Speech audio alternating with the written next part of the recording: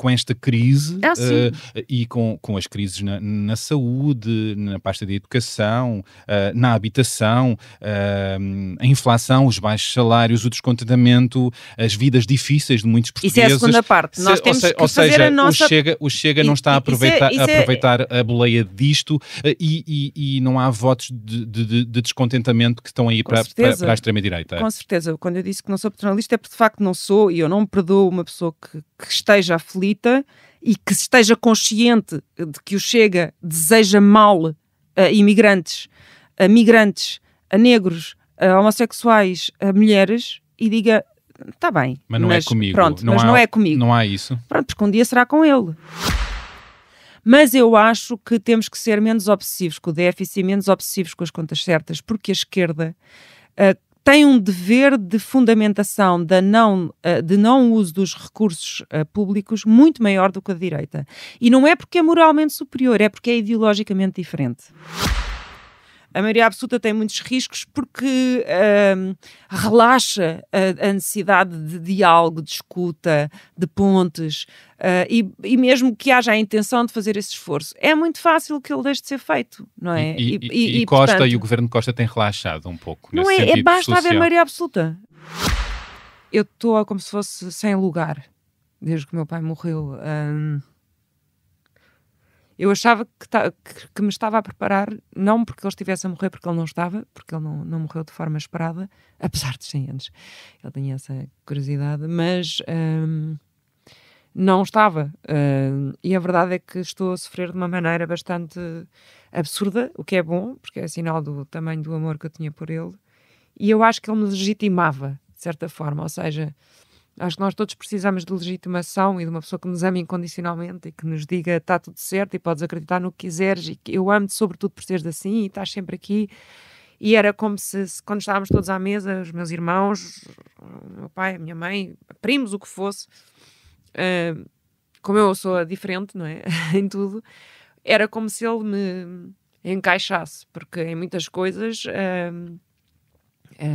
o facto de ele ter tido um passado tão pobre e dar-me e ser tão, apesar de democrata cristão e eu socialista democrata, a preocupação com a pobreza, com os direitos sociais, nós tínhamos muitas conversas os dois em que estávamos muito focados nos mesmos temas e amava-te mesmo nas diferenças que pudessem ter. Não era mesmo, era sobretudo, ele adorava esta irreverência. Eu chegava e ele dizia boa tarde, revolucionária.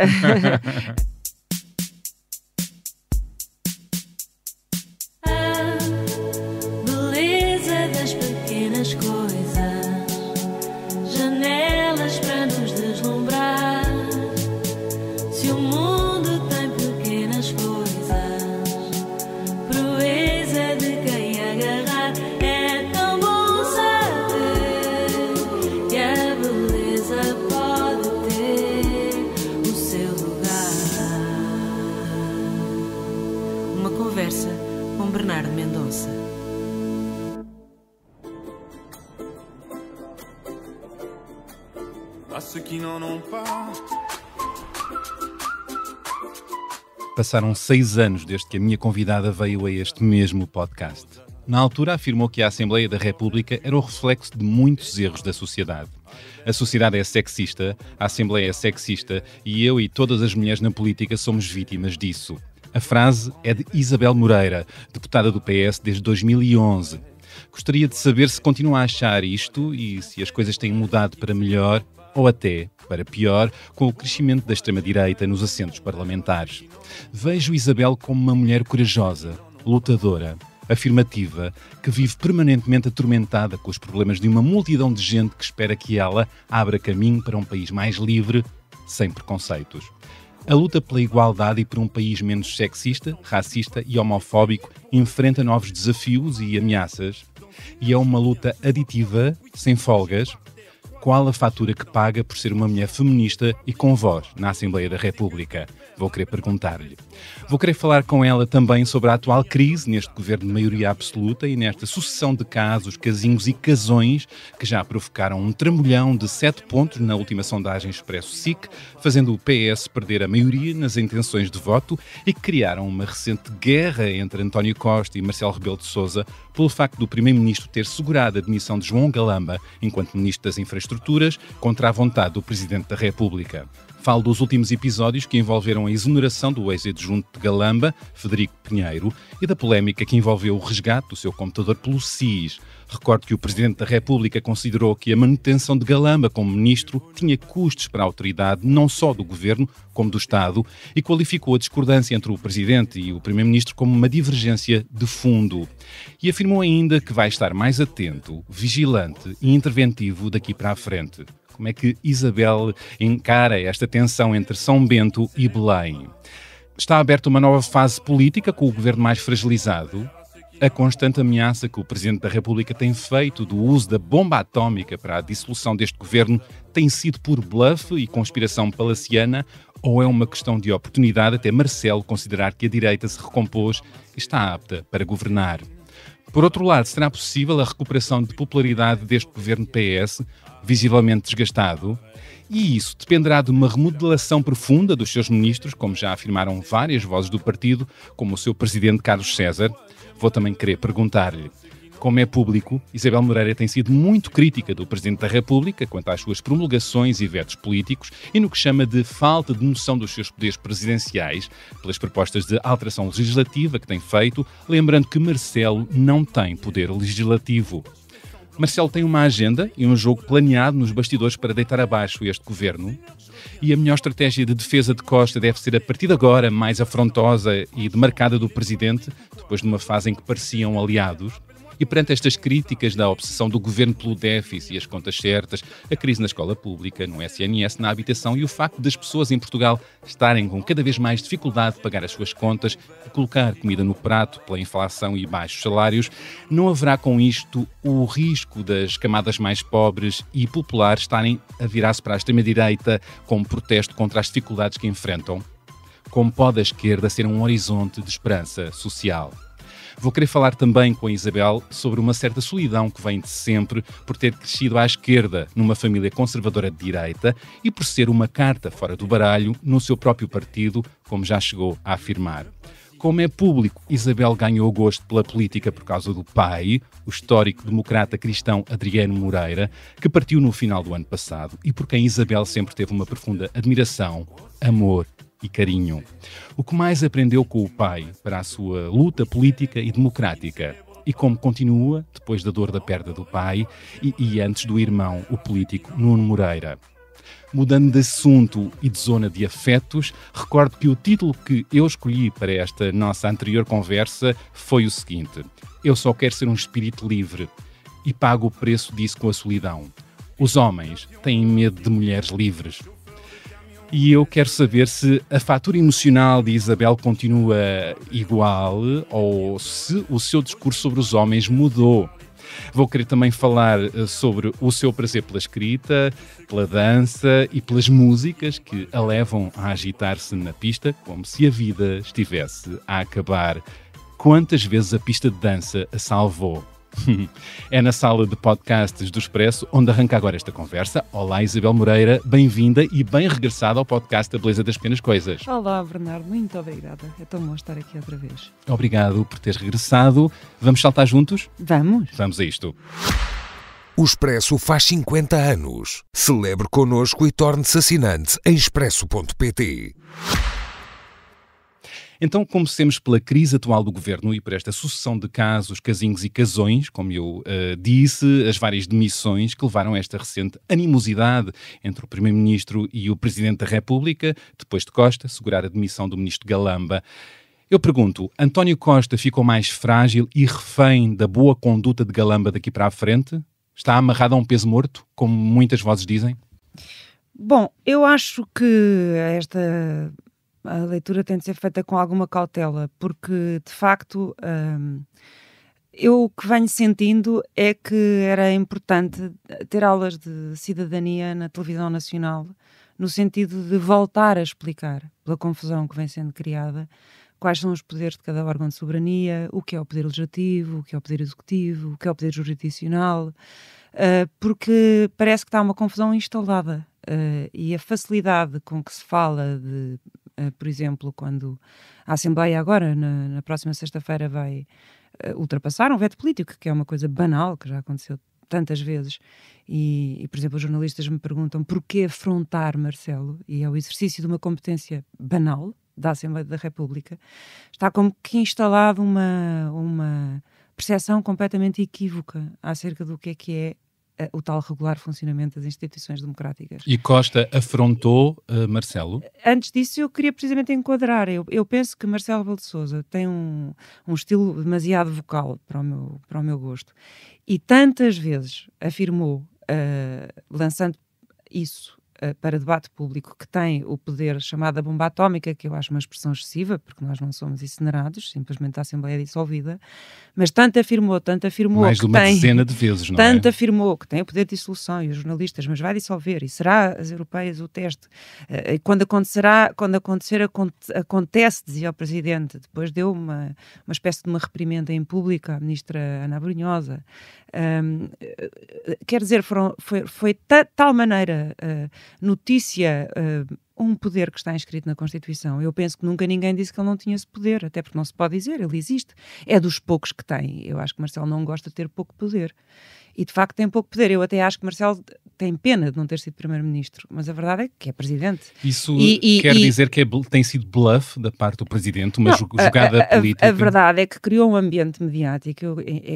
Eu ando um bocado baralhada de imaginar o que é os problemas reais dos portugueses e das portuguesas e dos não-portugueses que vivem cá, num momento inflacionista, em que há guerra, em que saímos de uma crise pandémica, e ver noticiários diários, debates todos os dias, muito antes desta crise, sobre o dissolve e não dissolve, comentadores absolutamente convictos que está para breve, será nas europeias, será isto, será aquilo, muito antes desta crise galamba. E, portanto, criou-se um ambiente tal que eu... Preparando-se para este casão do Não, Galamba. ninguém sabia que ia acontecer o caso, o Claro. casão Galamba, não é? Agora, eu sinto, é a minha convicção, que se Marcelo Rebelo de Sousa não tivesse feito a coisa inopinada de fazer saber ao Expresso que queria demitir um ministro, recordo, competência que não é dele, o Presidente, no meio ao Primeiro-Ministro, tendo em conta os resultados eleitorais, quem compõe a equipa ministerial é o Primeiro-Ministro, e nós estamos a começar a ficar esquecidos disto. E isto preocupa, não só como pessoa que gosta de que se dedicou ao direito constitucional há muitos anos, mas como pessoa que ama o Estado de Direito, e começa a ver isto tudo um bocado confuso. Eu acho que António Costa, quando é surpreendido por uma exigência de missão no Expresso, viu-se forçado a deixar claro a quem compete o quê.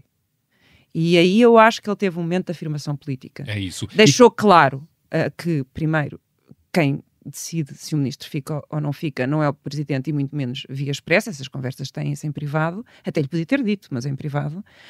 E se o Presidente quer dissolver, pois então dissolva. Mas não dissolveu. E, portanto, desfez o bluff. Quem é que sai fragilizado disto? Se é Costa, pelo facto de segurar Galamba e ficar eventualmente refém da boa conduta de Galamba, ou é Marcelo que sai fragilizado com as suas declarações e a sugestão de demissão que depois não deu em nada? Eu acho claramente ninguém sai muito bem, não é disto. Ninguém sai muito bem, e sobretudo o país dispensava a novela dos comentadores absolutamente convictos que ia haver uma demissão, outros que ia haver uma remodelação profunda, outros que ia haver um vice-primeiro-ministro, outro que já tinha um nome, outros que havia uma combinação para haver uma substituição e depois, mais à frente, uma semana depois, uma reformulação. Toda a gente sabia tudo e ninguém sabia nada. E, portanto, foi um pouco triste aquele rodízio de comentadores cheios de informação vinda do nada, a não ser de uma imaginação que precisa de ocupar horário nobre. E houve também muitos jogos palacianos, muito House of Cards. Não houve por uma razão. Quer dizer, eu, por exemplo, posso dizer, eu sou deputado do Partido Socialista, eu faço parte do Secretariado Nacional e eu não sabia o que ia acontecer. E, portanto, eu tive muitos jornalistas a telefonarem-me a perguntar: confirma que vai haver um vice-primeiro-ministro? Confirma que vai haver uma remodelação? Eu dizia que, de facto, não sabia. Parecia que não estavam a acreditar na minha palavra. Era, calma. Eu dizia às pessoas, calma. Ele tem de chegar, tem de falar com o Presidente, tem que falar com o João Galamba, tem de saber o que se passou e depois tomará uma decisão, que eu repetia a cada pessoa que me telefonava, que é dele. E é um bocadinho difícil explicar o beabá do direito constitucional, que é dele. Esta guerra comprada entre o Primeiro-Ministro e Marcelo, o Presidente, era uma guerra inevitável, necessária? Não era. Ou oferece riscos? Não era, porque isto não é a primeira vez que acontece. Quer dizer, eu lembro-me de presidentes. O Mário Soares também fez o que fez, a Cavaco Silva com as presidências abertas. Eu lembro-me da intentona de Belém de Cavaco Silva, que foi uma coisa absolutamente inacreditável. O país parou, já queria quase que investigações a um gabinete e aquilo tudo foi inventado, não é? Nós lembramos de coisas, os presidentes, cada um à sua maneira, alguns deles, Jorge Sampaio não, alguns deles sempre fizeram, de acordo com o feitio que têm, com as inclinações que têm, sempre fizeram alguma coisa para lá do que é suposto para marcarem a sua presidência. Parece que de repente estamos a descobrir que os presidentes fazem coisas para além do que são os seus poderes rigorosamente constitucionais. E este presidente tem feito coisas a mais nesse sentido? Claro, muito jogo de bastidores? Não, o presidente para já é vocal demais e portanto a cada sítio que chega diz que é preciso mais dinheiro aqui ou é preciso mais política ali, que espera que aconteça isto, é bom que aconteça aqui isto, se não aquilo, quer dizer, e portanto está sempre a lançar uma agenda mediática e obviamente demita-se neste caso do Calamba, não é? Pronto, e eu acho que houve um ganho que foi, claramente, o António Costa mostrou ao país a quem compete o quê. E foi desmontado um bluff, é evidente que foi desmontado um bluff, porque o discurso do presidente não cola. Aquelas palavras duríssimas sobre o governo teriam de levar à dissolução da Assembleia. Se o presidente de facto achasse aquilo que acha, que na sua apreciação genérica não cola com os resultados do governo, nomeadamente em termos de empregabilidade, descida do desemprego, aquilo que tem sido feito para combater a crise inflacionista, os apoios que têm sido dados, os resultados orçamentais, a credibilidade externa que nós temos, e o Presidente sabe isso, a execução do PRR, por aí fora, com defeitos, sem defeitos, podemos criticar isso tudo, mas a verdade é que está a correr bem e estamos a ser bem vistos. Também há uma crise social que falaremos mais para a frente. Sim, mas o Presidente sabe isso, e portanto aquele discurso, não é, de catastrofista, não tirando em nada o absolutamente deplorável e lamentável daquela situação no Ministério das Infraestruturas, não cola com o que são os resultados do governo. E, portanto, dizer aquilo e depois não dissolver é um bocadinho do falam, mas não os vejo a fazer nada. E isto não é? fragilizou, ou esta ameaça da bomba atómica está só momentaneamente na gaveta, até Marcelo considerar que a direita não se recompôs? Eu não tenho muita paciência, francamente. Esta ameaça da bomba atómica não é ameaça, é um poder que o Presidente tem. E vai tentar usar mais para a frente nesta legislatura? E só usará. Marcelo Rebelo de Sousa é muito inteligente. E, portanto, é um jogador de xadrez. Ele é muito. Eu não gosto muito dessas analogias com os jogos, etc., porque acho que os portugueses não merecem. Essa terminologia do jogo, do póquer, do jogo de cartas, acho que os portugueses merecem mais elevação. E, portanto, é um poder que o Presidente tem. E o Presidente sabe muito bem que só o deve usar, embora aquela expressão do regular funcionamento das instituições democráticas seja apenas requerida para a admissão do governo e não para a dissolução da Assembleia, só o deve usar nesse caso. E não há nenhum Presidente que tenha usado a dissolução da Assembleia da República sem que depois as eleições lhe tenham dado razão e que tenham trazido um resultado melhor do que o anterior. E é isso que fez com que Marcelo não avançasse. Sousa, não é? Qualquer pessoa racional sabe que não usará isso por capricho, não usará isso porque sim. Nós podemos fazer críticas a Marcelo Rebelo de Sousa, mas ele quer o melhor do país, ele não é menos, não há concursos de patriotas, ele também é patriota. O que é que Marcelo quis dizer quando disse vou estar atento, vou estar mais interventivo? Quis dizer o que podia dizer, porque como ele de facto foi apanhado por essa contracena de Costa de dizer e bem, que tem a competência que tem, e agarrar Galamba, o que é que ele podia dizer? Ele deixou a nu que de facto falou 25 mil vezes em dissolução, mas não dissolveu naquele caso que era tão grave, que até fez saber ao Expresso que ia demitir o ministro, coisa que não pode fazer, só o Primeiro-Ministro é que pode fazer, e na verdade, em não podendo fazer aquilo que estava a ser avisado em todos os noticiários, hora a hora, prime time em prime time, breaking news em breaking news, usou da palavra, mas mais atento como? Quer dizer, eu não consigo imaginar um Marcelo Rebelo de Sousa mais atento, mais articulado, mais vociferante do que sempre foi. Pode fazer estas promulgações. Pode ser ainda mais agora, quando ele ameaça. Esta última promulgação é uma promulgação, do ponto de vista tristíssima, porque inaugura qualquer coisa que não devia ser inaugurado, que é confessar por escrito que a Casa Civil faz propostas de alterações legislativas e, portanto, nós não devíamos achar normal que um órgão sem competência legislativa dissesse, fiz propostas de alteração legislativa e não foram aceites e mesmo assim promulgo. Mas quais propostas de alterações legislativas? Aquelas que não têm competência para fazer e que já agora eu fiquei sem saber quais eram e não as posso escrutinar. Ele está a sair do seu papel de presidente? Não é normal. Marcelo? É porque a promulgação não é isso. E por isso é que eu digo que me apetece às vezes dar... Que alguém de vez em quando houvesse a rubrica da manhã, não é? Em vez de ser da culinária, era a rubrica da manhã. Vamos nos lembrar todos quais são os poderes do presidente, o que é uma promulgação. Promulgação é porque está de acordo. Veto político não está e explica as razões políticas da ocasião política, não acha que é um momento adequado, etc. Que Marcelo tem usado várias vezes. Porque é que veta? E pode. E veta politicamente. E quando envia para o Tribunal Constitucional, e o Tribunal Constitucional lhe dá razão em algum ponto, veta juridicamente. Isto é o funcionamento normal e não tem que haver tensão. Isto sim não é a vida, é a Constituição, é o Estado de Direito em que vivemos. Agora, isto que aconteceu ontem, que há quem diga, sempre aconteceu. Não é sempre aconteceu, é normal haver conversas informais, não é normal um presidente queixar-se de não terem sido aceito SIC propostas de alteração legislativa, ele não tem esse poder. Ainda sobre o caso Galamba, para resolvermos esta parte... Olha, foi pena. Foi pena. Foi pena, não é? Foi pena. Exato. Eu pergunto se o António Costa ter segurado Galamba não oferece riscos pelo facto... Claro que oferece. E por ser uma pasta tão delicada, tão pesada... Não é por ser uma pasta delicada. Eu acho que o João Galamba é uma pessoa tecnicamente muito boa. Não é isso que está em causa. Aquilo que me dizem é que, por exemplo, quando esteve no setor da energia, as pessoas do setor da energia ficaram altamente surpreendidas pela positiva. Portanto, a questão não é a pasta das infraestruturas. Mas esta é outra pasta que... Não, mas a questão da competência da técnica, penso que não é isso que está em causa. E o que o João Galamba precisa, em termos objetivos para ficar ministro, é duas coisas: ter competência técnica e ter a confiança política do primeiro-ministro. Não é nem dos comentadores, nem de mais ninguém. Mas é do primeiro-ministro. E, sobretudo, não é de Marcelo Rebelo de Sousa. Mas a confiança política sai um bocado esvaziada perante o olhar dos portugueses, não é? Não, a confiança política não depende nem de sondagens feitas por televisões. Mas foi feita uma sondagem de popularidade dos políticos. Pronto. E ele saiu muito mal dessa sondagem. Porque também, mas repara numa coisa, nós estamos com uma agenda mediática a um tal ponto que acontece aquilo que os comentadores e as estações televisivas e os jornalistas não estavam à espera e que eu próprio não estava à espera. E o que é que se faz logo a seguir? Uma sondagem para saber se os portugueses querem ou não que o João Galamba saia para continuar no tema que era suposto ser o tema. Quer dizer, isto já está num nível de loucura absurdo. Mas qual é o risco? Os portugueses não avaliam ministro a ministro. Isso não existe. Os portugueses não demitem ministros, a Assembleia da República não demite ministros já agora. Tu assumiste um risco ao segurar Galamba. Qual é o risco? O risco é que o João Galamba está muito fragilizado. Aquele episódio foi deplorável, como disse o Primeiro-Ministro. Como disseram todos, o episódio é deplorável.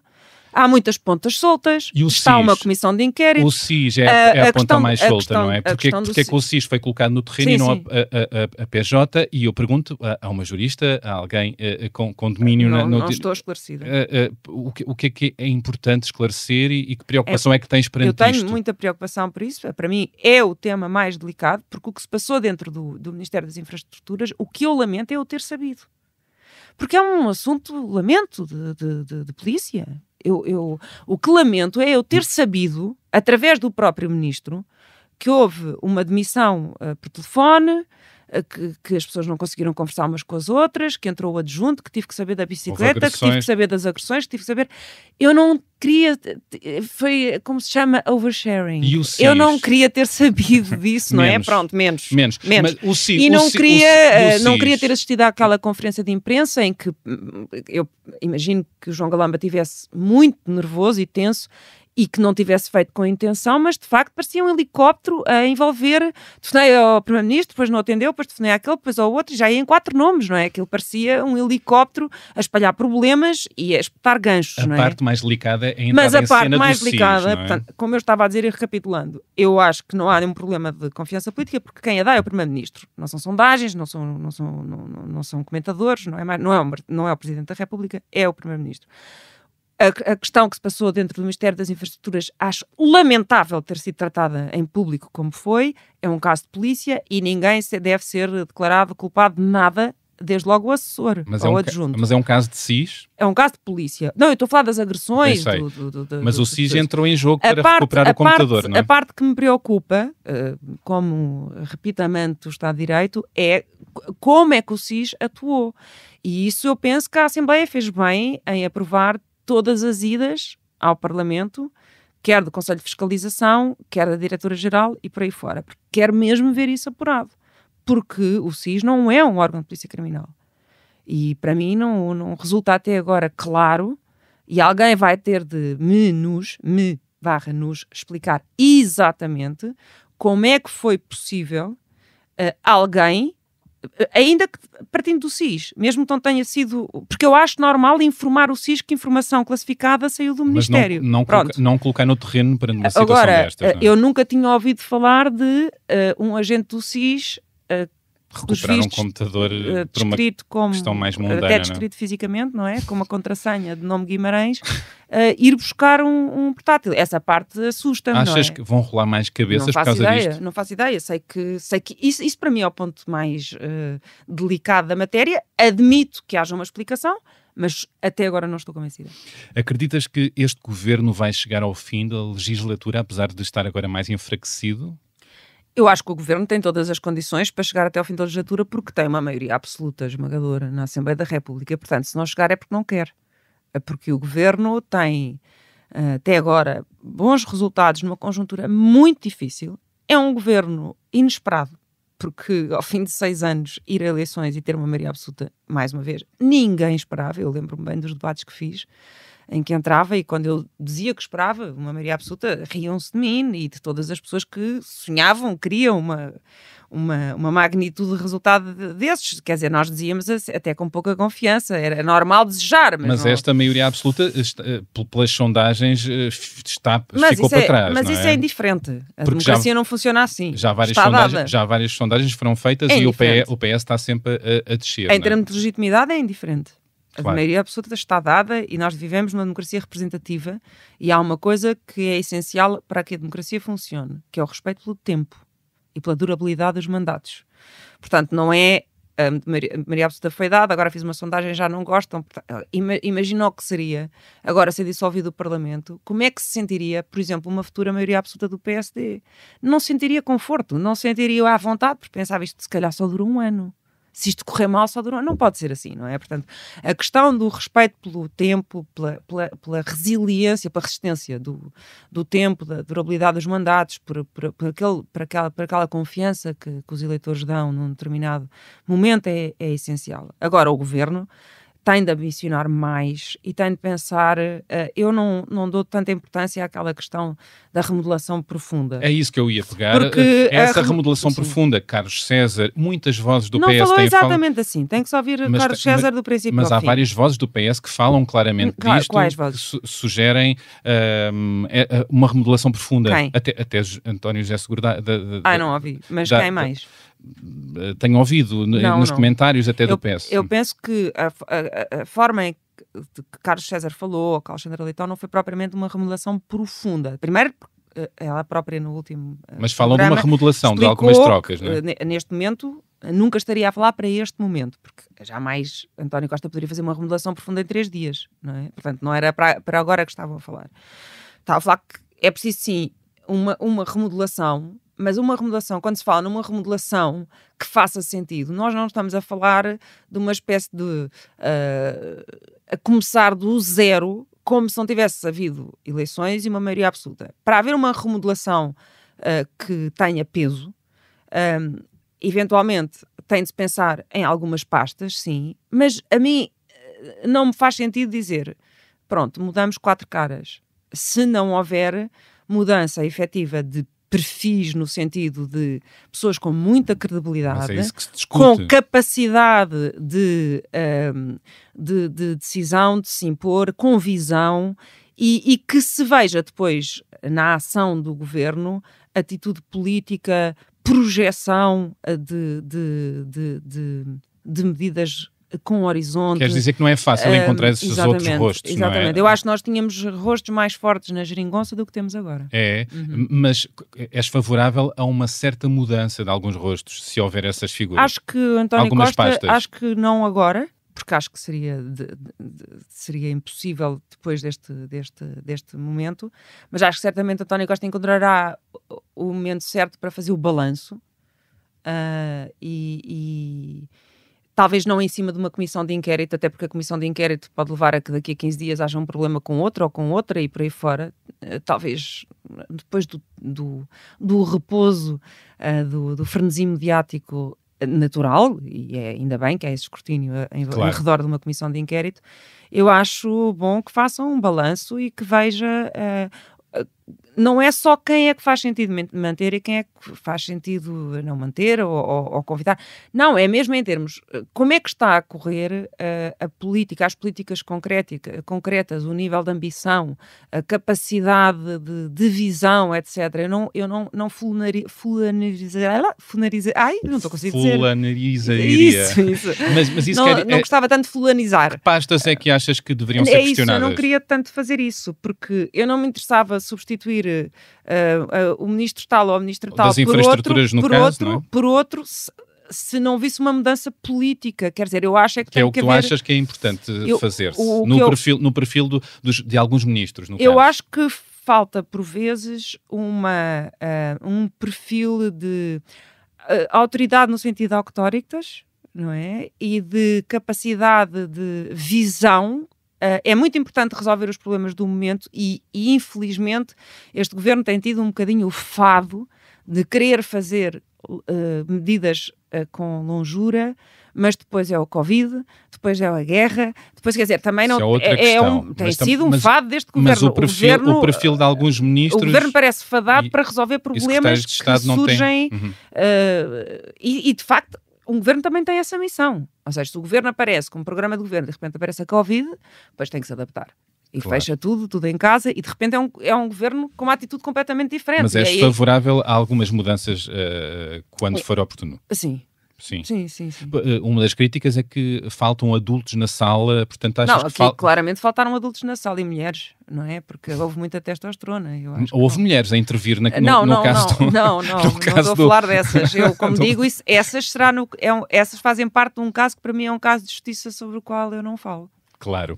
Bom, quero falar de outro assunto, de outra perspectiva, que é o Chega. Qual é o efeito que o Chega tem e está a ter no sistema político? O que é que mudou com a entrada e crescimento do Chega no Parlamento? Mudou tudo.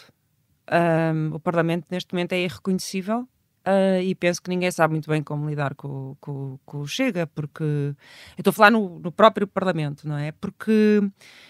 nós, às vezes, já me perguntaram várias vezes, mas vocês não têm regras, por exemplo, quando se bate naquilo que é património de todas as pessoas, não é? As bancadas do Palácio, quando se insulta, quando o Presidente retira, ou o Presidente em exercício retira a palavra e um deputado continua a falar, quando se insulta, sobretudo deputadas, quando nós descemos lá de cima, não é? Estamos a passar atrás da bancada do Chega e há insultos, o que é que se faz? Mas não se pode tirar a palavra, não se pode expulsar o deputado da sala, não se pode...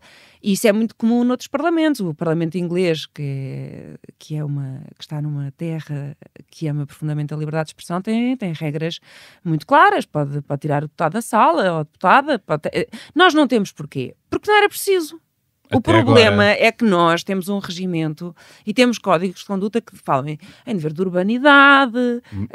Mas quer dizer, são deveres que para nós eram suficientes. Quer dizer, eram porque não nos passava pela cabeça. Não acontecia, não é? Deputados dirigirem insultos à aparência física de uma deputada, como é o caso da deputada do PAN. Ou não acontecia o que aconteceu no 25 de Abril, era impensável, não é? Aquilo foi um episódio totalmente impensável. Recordo que uma deputada do Chega insultou a vice-presidente da Assembleia, a Edith Estrela, de senil. Senil. Você está senil. Eu estava à frente dela, eu ouvi tudo, não é? Você está senil. Não acontecia um deputado cumprimentar a deputada Romualda Fernandes durante o dia dizendo-lhe boa noite. Isto era impensável. Não era totalmente impensável. Devia haver novas regras no Parlamento para defender a democracia e a boa convecem democrática e de civismo. Eu acho que tem de haver uma reflexão e as regras não são para o Chega. Não, são para todos e todas. Mas... Agora, de facto, quem tende a entrar por um nível que não se coaduna com uma sã convivência entre quem deve ser adversário, mas não inimigo, de facto, têm sido os deputados do Chega, que é absolutamente... É horrível porquê? Porque o Chega, eu lembro-me de uma vez ter participado num debate com um deputado do Chega que disse claramente nós queremos destruir o regime usando o sistema. E ele disse isso. Portanto, está gravado. Foi num debate na televisão. Não queremos, ele disse, não é assim como uma revolução. Como se estivesse a dizer uma coisa fofinha, não é assim partindo de coisas. Nós queremos, de facto, destruir o regime, mas usando o sistema. Ou seja, o Chega detesta o sistema. Democrático. O sistema é isto, é a democracia, pela qual tanta gente lutou, morreu, foi torturada, etc. Não detesta o sistema. Aliás, usa a palavra sistema como algo negativo. Por isso é que eu acrescentei democrático. Pois, eu gosto do sistema, eu gosto mesmo do sistema e faço parte do sistema e espero defender o sistema até morrer. O Chega detesta o sistema, detesta o regime democrático, detesta a República, detesta o Parlamento. Serve-se do sistema, serve-se do Parlamento, como acontece com toda a extrema-direita ao longo do globo, para destruir o tal do sistema, o tal do regime, o tal da democracia. E, portanto, até que ponto é que a democracia não tem legitimidade para se proteger? Está a haver essa reflexão? Está a haver essa reflexão? Está. Eu sou pela sábado que a bancada parlamentar, como tu acabaste agora de assumir, a bancada parlamentar do Chega tem sido acusada de fazer piadas racistas, provocações, ruídos de animais à passagem de deputados, interrupções, ataques misóginos. E soube também que tu também foste vítima disto, tens sido vítima disto. Eu pergunto se é verdade. É. De que forma é que tens sido vítima disto? É bullying, não é? Por exemplo, nos corredores, por exemplo, no outro dia um deputado do Chega, eu estava sozinha a entrar no bar, para dar um exemplo, e diz, tenho a certeza que quer entrar no bar, só estamos aqui deputados do Chega, quer mesmo entrar. Essa história foi-me relatada exatamente assim. O que é que tu respondeste? Entrei, não é? Entraste? E depois entrei, quero mesmo continuar aqui, a questão aqui só deputados Chega, para te intimidar. Claro, porque depois isto é de forma repetida. E não fizeste queixa? Não fizeste queixa disso? Não, fiz, ao fim já tinha feito. Fiz e isto tem levado as queixas sucessivas a uma reflexão.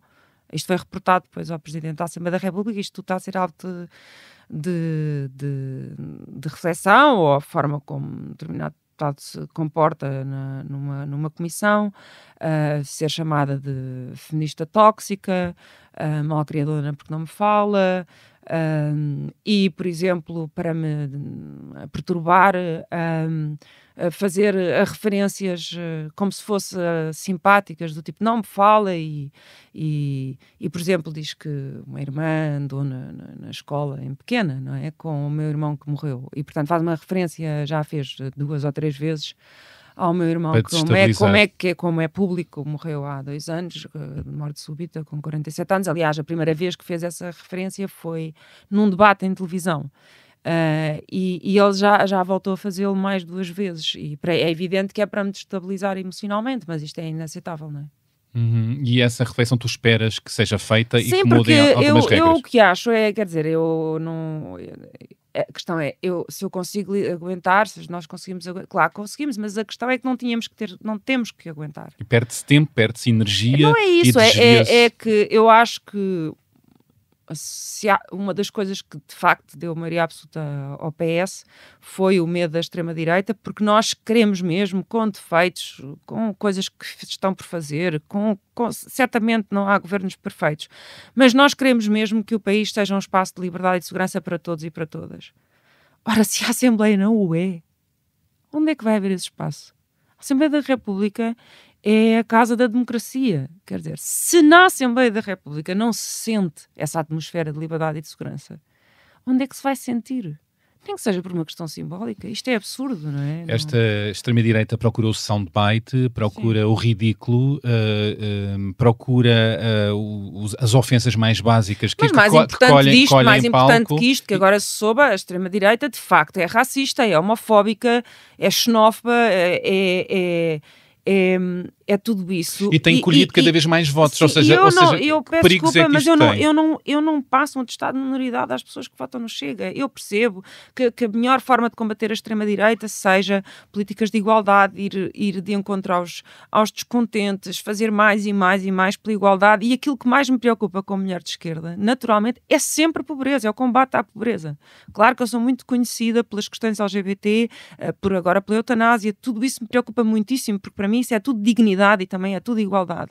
Mas o que me faz mulher de esquerda é sempre a questão da pobreza, é a questão fulcral, é a forma como nos posicionamos relativamente ao combate à desigualdade e vivemos momentos delicados. Exatamente. Por causa da inflação. Agora, eu não compro a narrativa de que as pessoas são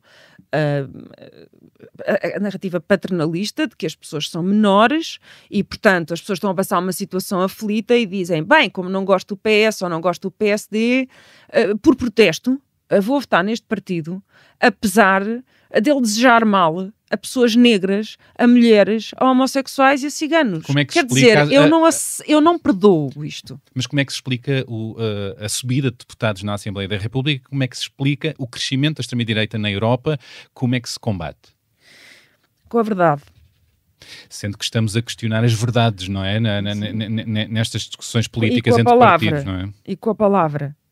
Por mais difícil que seja, uma mentira corre muito mais rápido e tem muito mais pernas do que uma verdade.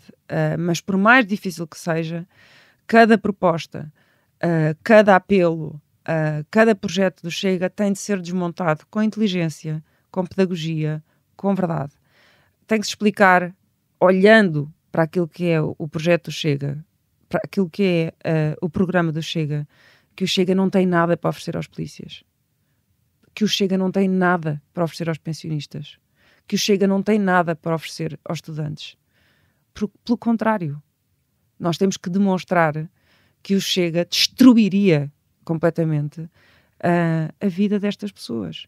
Porque o Chega não acredita no Estado Social. O Chega não acredita na escola pública. O Chega não acredita no Serviço Nacional da Saúde. O Chega não acredita no Serviço Nacional de Saúde. A política do Chega levaria ao empobrecimento muito maior das camadas que está a querer cativar. Portanto, tem que ser por aí. Não é só gritar racismo, racismo, racismo. Isso é importantíssimo, mas é também explicar às camadas que está a tentar cativar, aos descontentes, aos mais pobres, aos professores, aos polícias e por aí fora, explicar proposta a proposta, o que é que aquilo realmente significaria nos seus salários, nos seus direitos laborais, no seu acesso à saúde e por aí fora, porque aquilo é desmontável. E é importante desmontar e dizer a verdade. Mas está a ser fácil desmontar? Não é fácil, porque é uma voracidade, não é? É uma máquina propagandística enorme, o soundbite. Nós conhecemos o que aconteceu com a escola Bolsonaro e com a escola Trump, não é? A velocidade com que o mesmo partido que queria destruir a escola pública, o Serviço Nacional de Saúde, de repente se solidariza com aqueles que estão descontentes com aquilo que eles queriam destruir e de repente parecem os seus defensores, aquilo parece um golpe de mágica, não é? E portanto nós temos que dizer a verdade. Desconstruir. Tu chamas paternalismo, mas eu insisto, com esta crise e com as crises na saúde, na pasta de educação, na habitação, a inflação, os baixos salários, o descontentamento, as vidas difíceis de muitos portugueses. Isso é a segunda parte. Nós temos que fazer a nossa... o Chega não está a aproveitar a boleia disto e não há votos de descontentamento que estão aí para a extrema-direita. Com certeza. Quando eu disse que não sou paternalista é porque de facto não sou, e eu não perdoo uma pessoa que esteja aflita e que esteja consciente de que o Chega deseja mal a imigrantes, a migrantes, a negros, a homossexuais, a mulheres, e diga, está bem. Mas não é comigo. Pronto, não é comigo. Não há isso. Pronto, porque um dia será com ele, não é? É como o célebre poema que estão sempre a atribuir ao PT errado. Primeiro vieram estes, até que vieram. Até que veio o meu caso, não é? Até que vim eu. Portanto, isso por um lado. Por outro lado, a esquerda tem que fazer o seu papel.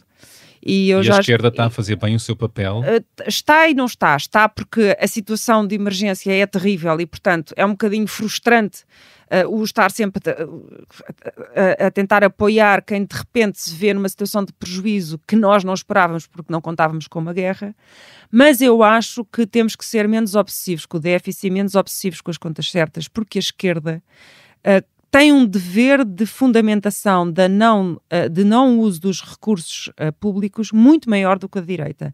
E não é porque é moralmente superior, é porque é ideologicamente diferente. E, portanto, não pode apenas, em cada ano, verificar quanto é que sobra e usar essa sobra para uma distribuição que evidentemente é justa, que é boa, que afinal pode subir as pensões, pode-se dar apoios, e os apoios têm sido muito importantes. Atenção, há pessoas que estariam numa situação muito mais aflitiva se não fossem os apoios, que não sei se a direita daria, pelo menos tem votado contra muito deles, não é? Portanto, isso não há dúvida que eu acho que estamos melhor com a esquerda do que a direita. Mas há aí uma crítica tua a Fernando Medina e às contas certas?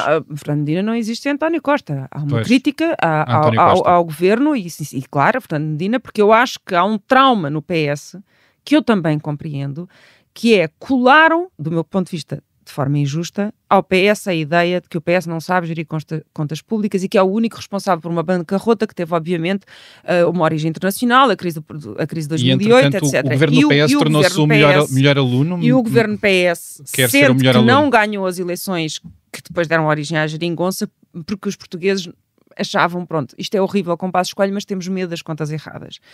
E então tornou-se um desígnio fazer políticas sociais certas com contas certas. O que é bom, porque em não havendo contas certas, isso pode ser a nossa pobreza amanhã, não é? Porque nós sabemos o que se paga quando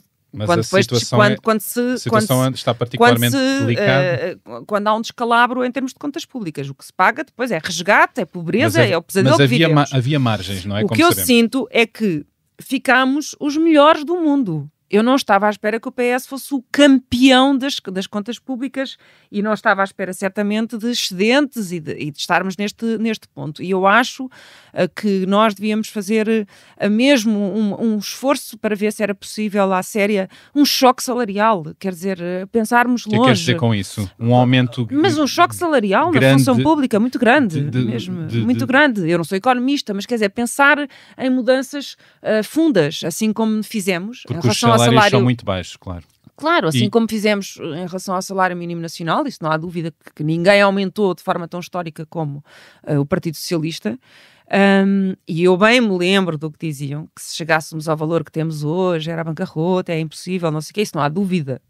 Honra seja feita, foi feito e foi conseguido e ninguém morreu e não houve bancarrota, pelo contrário, continuamos com... Mas é manifestamente insuficiente perante esta realidade. O salário mínimo eu acho que tem sido um aumento, de facto, que foi atacadíssimo desde o início as metas de António Costa e tem conseguido, e acho que tem sido uma lição de dignidade, mostrar que é possível ir aumentando o salário mínimo, porque o salário mínimo tem a ver com dignidade.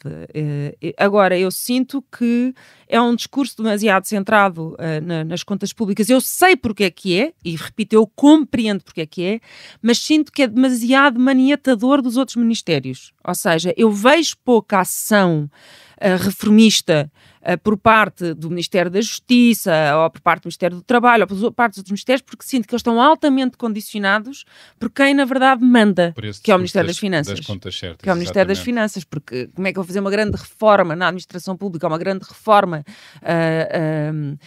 onde quer que seja, se sei que estou dependente do que as finanças me dá. Não é? Portanto, também deve ser altamente paralisante para cada ministro setorial saber que, no fundo, para ter ambição larga, está sempre dependente do que seja a abertura da janela das finanças, não é? E eu isso é que acho que tem de mudar a realidade disso e a percepção disso. Costa, com esta baixa de popularidade, eventualmente quererá recuperar a popularidade com novas reformas importantes a esse nível?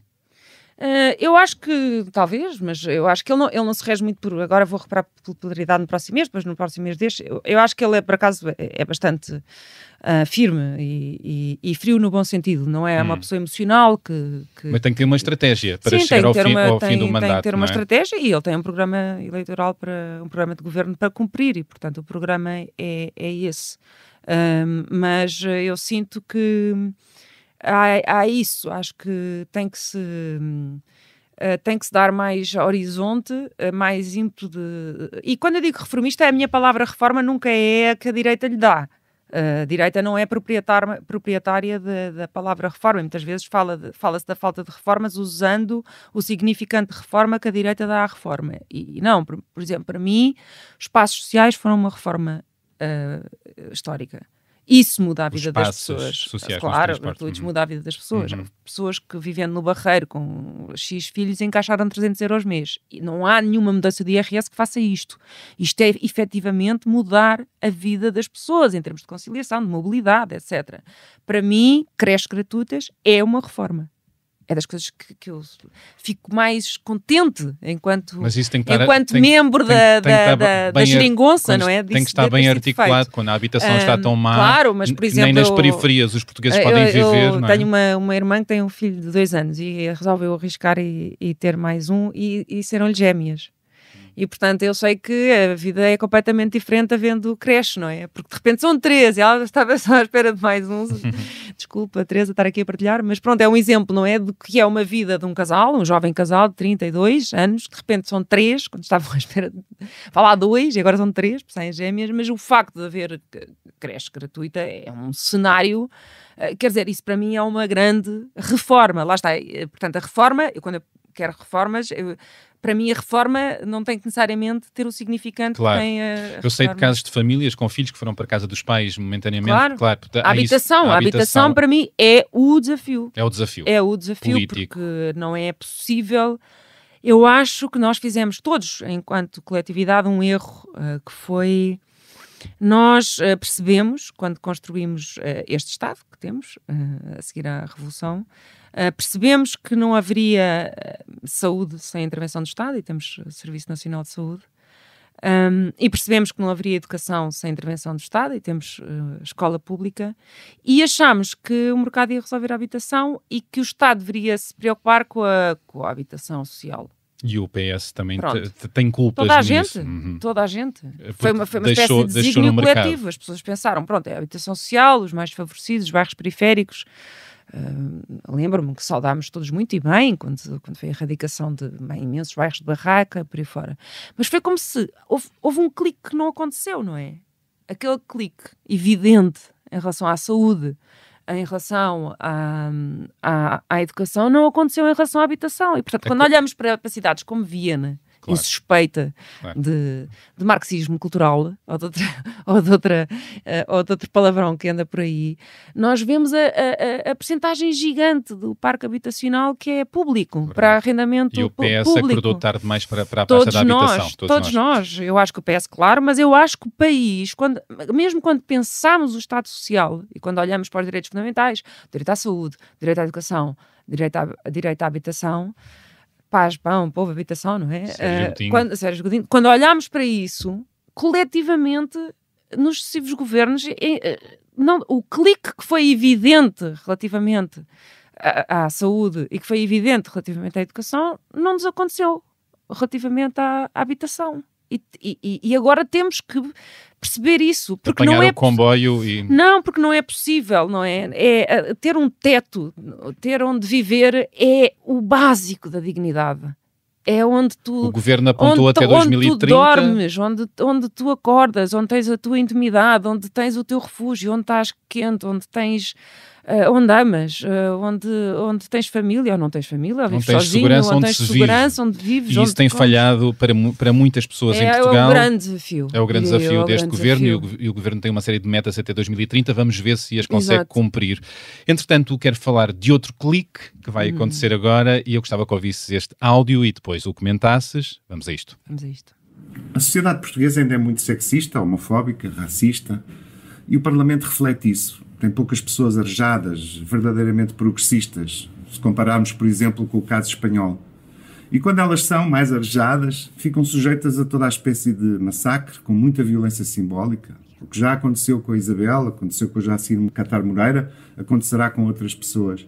Elas são, no entanto, lideranças, porque elas é que promovem verdadeiramente a transformação dessas peças da nossa sociedade no Parlamento.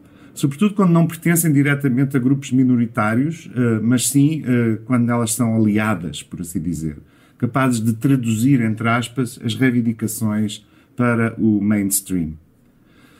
Ora bem, como eu já disse várias vezes, e a Isabel sabe, eu considero-me um social-democrata radical, algures ali entre a esquerda do PS e os setores mais moderados do Bloco de Esquerda.